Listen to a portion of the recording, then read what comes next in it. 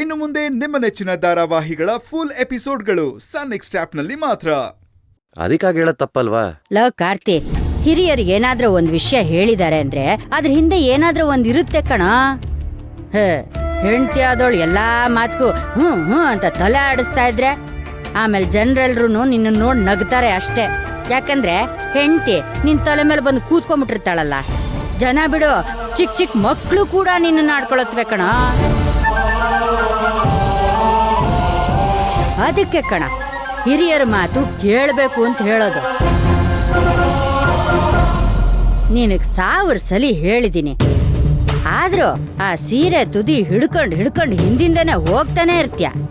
ಅದ್ ಯಾವಾಗ ನಿನಗ್ ಬುದ್ಧಿ ಬರುತ್ತೋ, ನಿನ್ನ ಹೆಂಡತಿಗ್ ನೀನ್ ಯಾವಾಗ ಬುದ್ಧಿ ಹೇಳ್ತೀಯೋ ದೇವ್ರಿಗೆ ಗೊತ್ತು ಬಿಡು.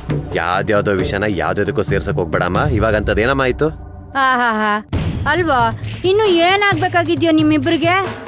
ಅಲ್ಲ, ರಾತ್ರಿ ಎಲ್ಲ ರಾಮಾಯಣ ಕೇಳಿ ಬೆಳಗಾಗೆದ್ದು ರಾಮಂಗೂ ಸೀತೆಗೂ ಏನ್ ಸಂಬಂಧ ಅಂತ ಕೇಳಿದ್ರಂತೆ. ಹಾಗಾಯ್ತು ನಿನ್ ಕತೆ.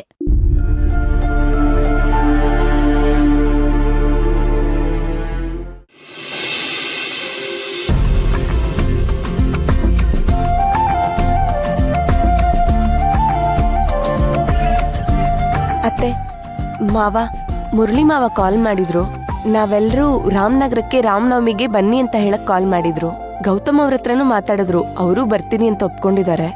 ಒಳ್ಳೆ ಕೆಲ್ಸ ಅಮ್ಮ, ಇಬ್ರು ಆರಾಮಾಗಿ ಹೋಗ್ ಬನ್ನಿ. ಅಯ್ಯೋ ಅತ್ತೆ, ಅವ್ರೆಲ್ರಿಗೂ ಬರಕ್ ಹೇಳಿದ್ದಾರೆ, ನೀವಿಬ್ರು ಬನ್ನಿ. ಏನ್ ಮಾಡೋಣ? ಹೋಗ್ಬರೋಣ. ಸರಿ, ನಾನು ಬರ್ತೀನಿ. ರೀ, ಬಟ್ಟೆ ಎಲ್ಲ ಜೋಡ್ಸ್ಕೊತಿದ್ದೆ, ನಿಮ್ಗೆ ಎಷ್ಟ್ ಜೊತೆ ಇಟ್ಕೊಳ್ಳಿ? 2-3 ಜೊತೆ ಇಟ್ಕೊಳ್ಳ? ಯಾಕೆ ಅಂತ ಕೇಳ್ತಿದಿರಲ್ಲ ರೀ. ಮುರಳಿ ಮಾವ ಕಾಲ್ ಮಾಡಿದ್ರಲ್ಲ, ನೀವು ಮಾತಾಡಿದ್ರಿ ರಾಮನವಮಿಗೆ ರಾಮನಗರಕ್ಕೆ ಬರ್ತೀನಿ, ಖಂಡಿತವಾಗೂ ಬರ್ತೀನಿ ಅಂತ ಹೇಳಿದ್ರಲ್ಲ.